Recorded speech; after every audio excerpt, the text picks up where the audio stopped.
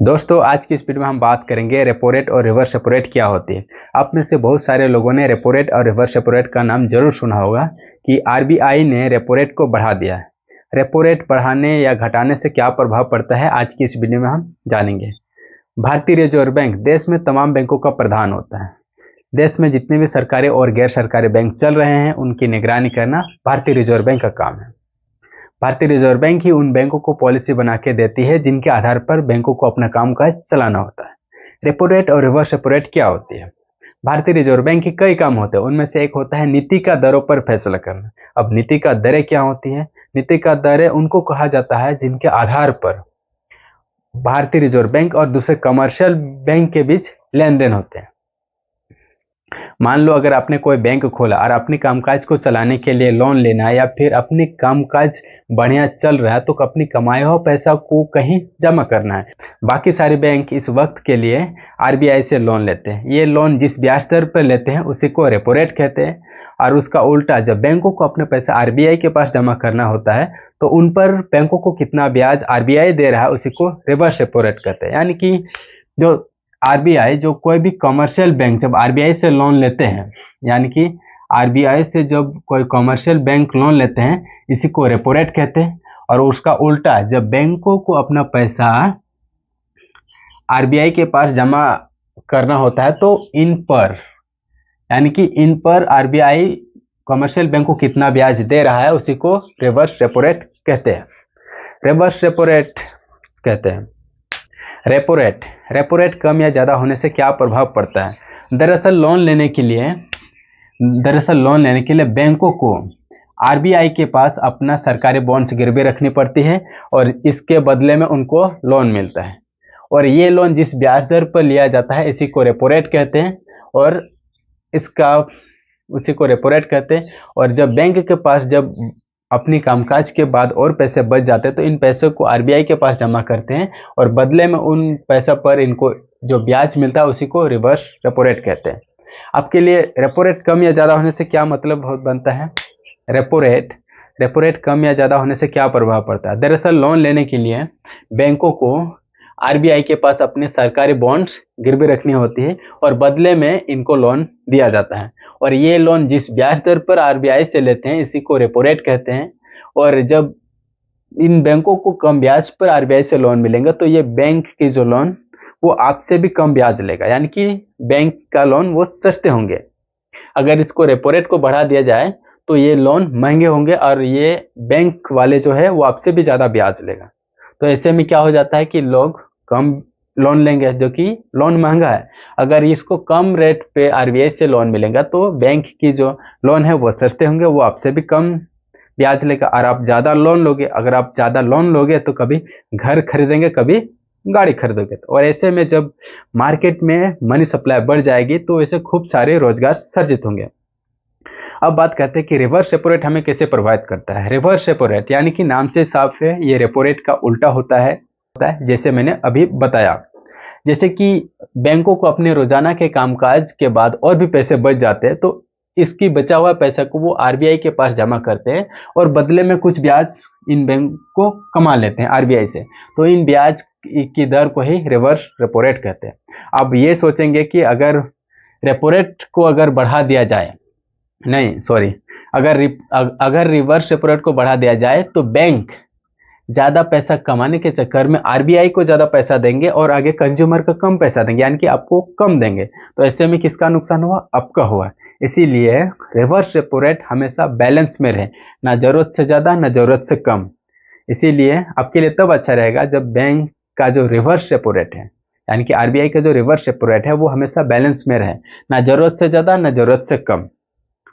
बात करते हैं कि आरबीआई इन्फ्लेशन को कैसे कंट्रोल करता है। इन्फ्लेशन को कैसे कंट्रोल करता है? मान लो कि इन्फ्लेशन बहुत ज़्यादा है, इन्फ्लेशन हाई है, इन्फ्लेशन बहुत हाई है और आरबीआई इसको कैसे कंट्रोल करता है? तो क्या करते हैं आरबीआई इन्फ्लेशन कैसे कंट्रोल करता है? तो इसको कंट्रोल करने के लिए आरबीआई रेपो रेट और रिवर्स रेपो रेट को बढ़ा दिया जाता है। यानी कि आज की डेट की अगर हम बात करें कि 15 मार्च 2025 की जो अभी करंट टाइम में जो रेपो रेट का दर है वो रेपो रेट का है 6.25% और रिवर्स रेपो रेट का जो है 3.35% रखी गई है। और इनको इन्फ्लेशन को कंट्रोल करने के लिए वो क्या करते हैं, रेपो रेट और रिवर्स रेपो रेट को बढ़ा दिया जाता है, यानी कि यहाँ 14.25% से यहाँ 7% कर दिया गया है और रिवर्स रेपो रेट को 3.35% से इसको यहाँ 4% कर दिया गया। तो ऐसे में क्या हो जाता है, जब रेपो रेट और रिवर्स रेपो रेट जब रेपो रेट और रिवर्स रेपो रेट को बढ़ा दिया जाता है तो ऐसे में बैंक की जो लोन है वो महंगे हो जाते हैं। जब रेपो रेट और रिवर्स रेपो रेट आरबीआई जो बढ़ा देता है तो ऐसे में सारे बैंकों का जो इंटरेस्ट रेट है वो भी बढ़ जाता है। बैंक भी आपसे ज़्यादा पैसा लेंगे क्योंकि बैंक को जो आरबीआई से जो पैसा मिलते हैं वो ज़्यादा, यानी कि ज़्यादा ब्याज इनको देना पड़ता है क्योंकि इसकी हायर रेट पर आरबीआई से कमर्शियल बैंक को लोन लेना पड़ता है। तो ऐसे में क्या जाता है, उसकी जब इंटरेस्ट बढ़ जाते हैं, जब उसकी रेपो रेट जो बढ़ा दिया जाता है तो बैंकों को ज़्यादा इंटरेस्ट रेट पर आरबीआई से लोन लेना पड़ता है। जब बैंकों को ज़्यादा ब्याज पर पैसा मिलेगा आरबीआई से तो बैंक भी आगे कस्टमर से ज़्यादा ब्याज लेगा। तो ऐसे में क्या हो जाता है कि बैंक का जो लोन है वो महंगे हो जाते हैं और जब लोन महंगा होता है तो लोग लोन कम लेते हैं और जब लोग लोन कम लेंगे तो ऐसे में क्या हो जाता है कि आपके पास सिर्फ सेविंग का ही पैसा रहेगा। जबकि आप अगर आप किसी भी बैंक में जाएंगे और लोन लेंगे तो क्या हो जाता है कि आपके जो यहाँ से, यानी कि कोई भी लोन हो सकता है या फिर होम लोन हो सकता है, कार लोन हो सकता है या फिर पर्सनल लोन हो सकता है, तो आपको यहाँ इस बैंक से लोगे तो आपको महंगे पड़ेंगे क्योंकि इसकी जो रेपो रेट और रिवर्स रेपो रेट यहाँ ज़्यादा है। तो इसमें क्या हो जाता है कि बैंक आपसे ज़्यादा ब्याज चार्ज करेगा। तो ऐसे में आप ज़्यादा लोन नहीं लेते हैं तो मार्केट में मनी सप्लाई कम हो जाती है। जब मनी सप्लाई कम हो जाती है, जब आपके पास पैसा नहीं होता है तो आप चीज़ों की डिमांड कम करने लगते हैं क्योंकि जब आपके पास पैसा ही नहीं रहेगा तो आप किसी चीज़ को कैसे डिमांड करोगे कि मैं कल को ये चीज़ खरीदूंगा, क्योंकि आपके पास पैसा ही नहीं है। तो ऐसे में क्या हो जाता है कि डिमांड और स्पेंडिंग ये घट जाती हैं और ऐसे में किसी भी प्राइस, यानी कि किसी भी चीज़ों की प्राइस पर इस तरह का असर पड़ता है कि उसकी प्राइस घटने लगती है और किसी चीज़ की प्राइस अगर घट जाती है तो उसकी इन्फ्लेशन भी पर भी नेगेटिव इम्पैक्ट पड़ता है। अब बात करते हैं कि अगर आरबीआई ये चाहती है कि मैं ग्रोथ को इंक्रीज करना चाहता हूँ, तो ग्रोथ को इंक्रीज करने के लिए क्या करते हैं आरबीआई, वो रेपो रेट और रिवर्स रेपो रेट को घटा दिया जाता है। यानी कि आप देख सकते हैं कि रेपो रेट 6.25% से इसको ग्रोथ को इंक्रीज करने के लिए रेपो रेट को 6 यानी कि इससे 25% यहाँ 25 यानी कि 0.25% इसको घटा के 6% कर दिया गया है और रिवर्स रेपो रेट यानी कि यहाँ 35 से यहाँ 3% कर दिया गया है। ऐसे में क्या हो जाता है कि इसकी जो इंटरेस्ट रेट होती है, जब कोई कमर्शियल बैंक अगर आरबीआई से लोन लेगा तो ये लोन कम ब्याज पर इन बैंकों को मिलेगा। जब बैंकों को कम ब्याज पर पैसा आरबीआई से मिलेगा तो वो क्या हो जाता है कि बैंक के पास ज़्यादा पैसा आ जाता है और जब बैंक के पास ज़्यादा पैसा आ जाता है तो बैंक एक अच्छे स्कीमें निकालते हैं और बैंक की लोन सस्ते हो जाते हैं और जब बैंक के लोन सस्ते हो जाते हैं तो लोग ज़्यादा लोन लेते हैं, ज़्यादा कंज्यूमर लोन लेते हैं और क्योंकि उनको ये सस्ते लोन मिल जाते हैं, क्योंकि होम लोन, कार लोन या फिर पर्सनल लोन हो जाता है, ये कोई भी लोन हो सकता है जो कि उनको कम इंटरेस्ट रेट पे ये अच्छा खासा लोन मिलता है। तो वो क्या करते हैं कि वो जब उनको इंटरेस्ट कम देना पड़ेगा तो कोई भी आदमी लोन ले सकता है, उनको कम ब्याज देना पड़ेगा। तो ऐसे में क्या हो जाता है, जब ज़्यादा लोग बैंक से लोन लेंगे, यानी कि जब इसकी इंटरेस्ट रेट रेपो रेट और रिवर्स रेपो रेट का जब इंटरेस्ट रेट घटा दिया जाता है तो बैंक को, यानी कि ये कमर्शियल बैंक जब आरबीआई से कम इंटरेस्ट पे लोन मिलेगा तो बैंक के पास ज़्यादा पैसा आ जाता है, इनकेस यानी कि इनके पास ज़्यादा पैसा आ जाता है, कैश फ्लो ज़्यादा हो जाती है। जब इनके पास ज़्यादा पैसा हो जाती है तो बैंक का जो लोन का जो इंटरेस्ट रेट होता है वो भी कम हो जाती है। जब बैंक का लोन यानी कि बैंक का इंटरेस्ट कम होता है तो लोग ज़्यादा लोन लेते हैं और जब लोग ज़्यादा लोन लेंगे तो उनके पास ज़्यादा पैसा आएंगे और जब ज़्यादा पैसा आएंगे तो मार्केट में पैसा घूमने लगेंगे, यानी कि मनी सप्लाई बढ़ जाएगी।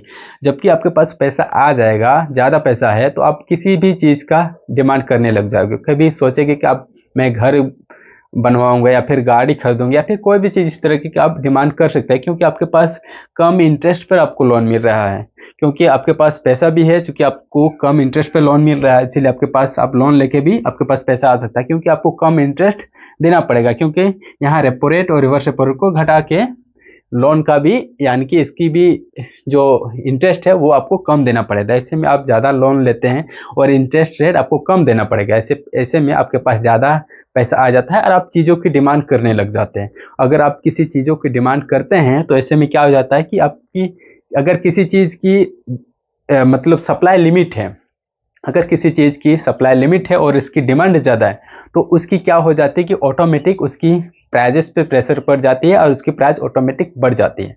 अगर किसी चीज़ की प्राइस बढ़ जाती है और साथ ही साथ उसकी इन्फ्लेशन पर भी उसकी मतलब इन्फ्लेशन भी बढ़ जाता है, क्योंकि इसकी चीज़ों पर प्राइस जब बढ़ने लगती है तो इनकी इन्फ्लेशन भी बढ़ने लगता है।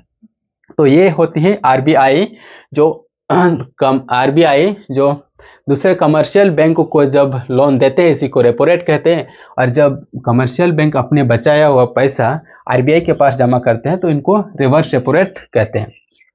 आज की डेट की अगर हम बात करें कि 15 मार्च 2025 जो अभी करंट टाइम में जो रेपो रेट और रिवर्स रेपो रेट है, वो रेपो रेट है 6.25% और रिवर्स रेपो रेट की अगर हम बात करें तो 3.35% रखे गए। तो आरबीआई कुछ इस तरीके से इन्फ्लेशन को कंट्रोल करती है। अगर ये कंट्रोल करना चाहती है तो अगर उनको लगता है कि मार्केट में कैश फ्लो बहुत ज़्यादा है तो वो कंट्रोल करने के लिए इन्हें यानी कि रेपो रेट को बढ़ा दिया जाता है, क्योंकि अगर रेपो रेट को बढ़ाएंगे तो ऑटोमेटिक बैंकों को कम यानी कि ज़्यादा ब्याज पर लोन लेना पड़ेगा, और जब बैंकों को ज़्यादा ब्याज पर लोन लेना पड़ेगा तो कोई भी आदमी ज़्यादा ब्याज पर लोन नहीं लेना चाहेगा बैंक से, और जब नहीं लेना चाहेगा तो उनके पास पैसे नहीं होंगे तो वो चीज़ों की डिमांड कम करने लगेगा। जब चीज़ों की डिमांड कम होगी तो चीज़ों की प्राइसेस भी ऑटोमेटिक घट जाएगी, यानी कि इन्फ्लेशन पर भी नेगेटिव इम्पैक्ट पड़ता है। सेम उसी तरह अगर वो चाहते हैं कि आरबीआई में ग्रोथ को इंक्रीज करना चाहता है तो ग्रोथ को इंक्रीज करने के लिए क्या करते हैं कि रेपो रेट और रिवर्स रेपो रेट को घटा दिया जाता है। और रिवर्स रेपो रेट और रेपो रेट को घटाने का मतलब है कि कमर्शियल जो बैंक है वो आरबीआई से कि कम इंटरेस्ट रेट पे इन बैंकों को यहाँ से लोन मिलेंगे, यानी कि कम इंटरेस्ट रेट पे। जब बैंकों को कम इंटरेस्ट पर लोन मिलेगा यानी कि इनके पास ज़्यादा पैसा आ जाता है, यानी कि ज़्यादा पैसा लेंगे जो कि इनको कम ब्याज देना पड़ेगा आरबीआई को। तो वैसे क्या होता है कि बैंक का जो लोन है वो सस्ते हो जाते हैं, और जब बैंक का लोन सस्ते होते हैं तो लोग सोचते हैं कि मैं भी बैंक से पैसा लूंगा, क्योंकि यहाँ की जो लोन इंटरेस्ट है वो कम देने पड़ रहे हैं। तो ऐसे में जब लोग बैंक से ज़्यादा पैसा लोन लेंगे तो ऐसे में लोगों के पास मनी सप्लाई बढ़ जाएगी, और जब मनी सप्लाई बढ़ जाएगी तो आपके पास डिमांड भी बढ़ जाती है। जब आपके पास पैसा आ जाता है तो आप चीज़ों की डिमांड करने लग जाते हैं, कभी मैं ये खरीदूंगा कभी वो खरीदूंगा। तो ऐसे में क्या हो जाता है कि जब सप्लाई लिमिट हो और डिमांड ज़्यादा हो जाती है तो उसकी प्राइजेस पर भी यानी कि उसकी प्राइस पर भी प्रेशर आ जाती है और प्राइस भी बढ़ जाती है। तो यानी कि कुछ इस तरीके से आरबीआई इन्फ्लेशन को कंट्रोल करती है। और रेपो रेट और रिवर्स रेपो रेट को मैंने आपको बता दिया कि रेपो रेट और रिवर्स रेपो रेट क्या होती है, और आरबीआई रेपो रेट कम या ज़्यादा होने से क्या प्रभाव पड़ता है और रिवर्स रेपो रेट को कम या ज़्यादा होने से क्या प्रभाव पड़ता है, और इन्फ्लेशन को कैसे कंट्रोल किया जाता है और ग्रोथ को किस तरह से इंक्रीज किया जाता है। आज के इस वीडियो में मैंने सारा इसी चीज़ में यानी कि आज की इस वीडियो में मैंने बताया कि आरबीआई किस तरीके से इन्फ्लेशन को कंट्रोल करता है और ग्रोथ को इंक्रीज करता है। तो आज की इस वीडियो में हमने जाना कि रेपो रेट क्या होता है और रिवर्स रेपो रेट क्या होता है। और आज की जो करंट टाइम पे जो रिवर्स रेपो रेट है और रेपो रेट है, ये है रेपो रेट 6.25% और रिवर्स रेपो रेट 3.35% है। और आरबीआई किस तरीके से इन्फ्लेशन को कंट्रोल करता है और ग्रोथ को इंक्रीज करता है। तो बस आज के लिए इतना ही। अगर आपको ये वीडियो पसंद आए तो वीडियो को लाइक कर देना।